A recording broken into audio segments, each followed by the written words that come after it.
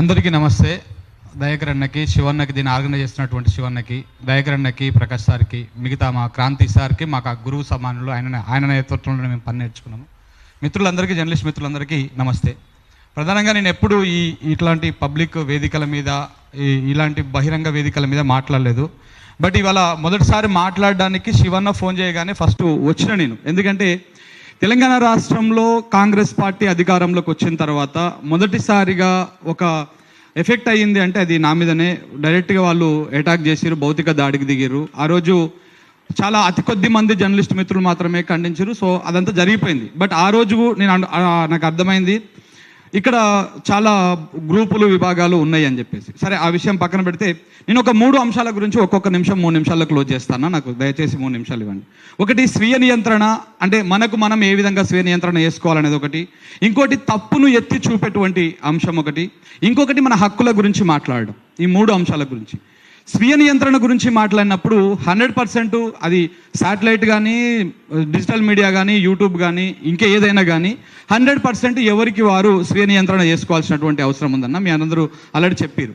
అయితే ఇక్కడ ఎంతసేపు ఉన్న స్వీయ నియంత్రణ అనేటువంటి వచ్చే అంశానికి డిజిటల్ మీడియా, యూట్యూబ్ను మాత్రమే బూచిగా చూపించేటువంటి ప్రయత్నం చేస్తూ ఉన్నారు. కానీ ఒక్కసారి మనము క్షుణ్ణంగా శాటిలైట్ మీడియాలను, ఛానళ్ళని ఒకసారి మనం అబ్జర్వ్ చేస్తే రకరకాల పేర్లతోటి, అంటే గుసగుస పేరుతోటి, ఆఫ్ ది రికార్డ్ పేరుతోటి వాళ్ళు ఒక నెరేషన్ని క్రియేట్ చేస్తూ ఉన్నాం.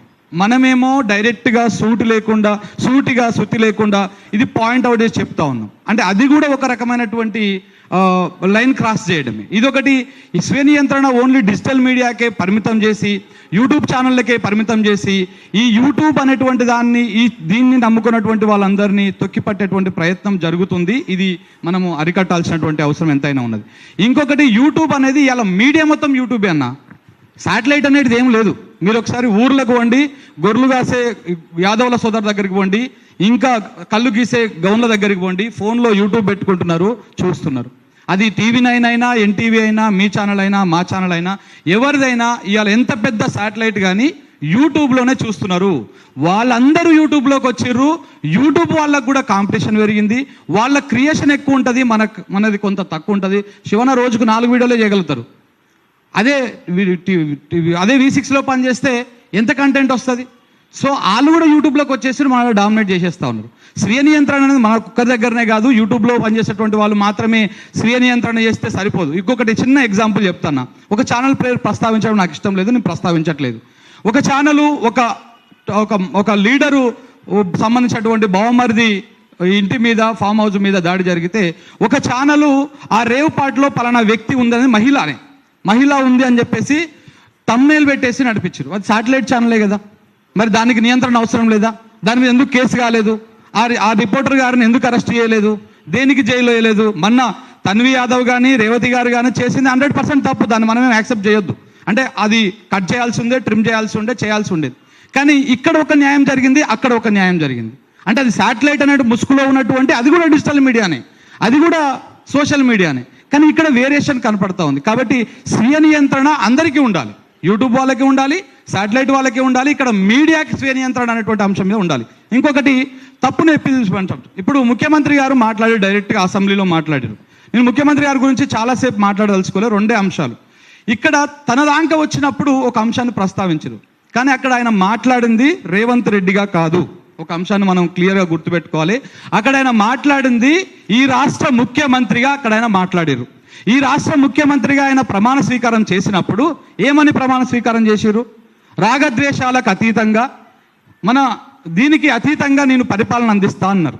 సో కాబట్టి వారు ఆగ్రహం వ్యక్తం చేయడానికి తప్పనట్లు నేను, కానీ వారిది నా బిడ్డకి ఇట్లా అయింది, నా కూతురు, నా భార్యకి ఇట్లా అన్నారు కాబట్టి చేస్తున్నా అనేది మాత్రం తప్పు. ఎందుకంటే అక్కడ ప్రజల అభిప్రాయం కంటే మీ కుటుంబం అభిప్రాయమే అత్యుత్తమమైనది అన్నటువంటి అభిప్రాయం అక్కడ వస్తూ ఉన్నది. కాబట్టి ఆ అంశాన్ని తప్పకుండా మనం తీసుకోవాలి. ఇక హక్కుల గురించి, జర్నలిస్టుల హక్కుల గురించి మాట్లాడుకుంటూ పోతే మనకు సమయం సరిపోదు. శివనని అది చూస్తూ ఉన్నాడు ఒకటే. ఎందుకంటే ఇక నువ్వు క్లోజ్ చేయి, మిగతా వాళ్ళు చాలా మంది మాట్లాడుతుంది. కానీ నాకు ఇంకొక అవకాశం వచ్చినప్పుడు మాట్లాడతా. బట్ కానీ చాలా దారుణమైనటువంటి పరిస్థితులు హక్కుల గురించి మాట్లాడితే ఇవాళ రఘు లాంటి మిత్రుడు, శ్రావణి లాంటి వాళ్ళు, లేకపోతే యూట్యూబ్లో చాలామంది ఇండిపెండెంట్గా నడిపిస్తూ ఉన్నారు. ఇప్పుడు ఆయన మాట్లాడితే ఒక వర్గము, నేను మాట్లాడితే ఒక వర్గము, ఇంకొకరు మాట్లాడితే ఇంకొక వర్గం. బట్ కానీ అన్ని ఛానళ్ళకు కూడా ఒక్కొక్క వర్గం ఉన్నది. ప్రతి శాటిలైట్ ఛానల్ వెనకాల ఒక రాజకీయ శక్తి ఉన్నది. ఇది కొత్తగా చెప్పాల్సినటువంటి అవసరం లేదు.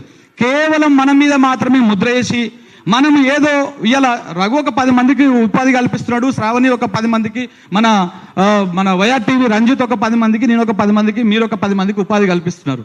మన సామర్థ్యం ఇంత. మనల్ని బ్లేమ్ చేసి మిమ్మల్ని 10 మంది దగ్గరనే కంట్రోల్ చేసే ప్రయత్నం చేస్తూ ఉన్నారు.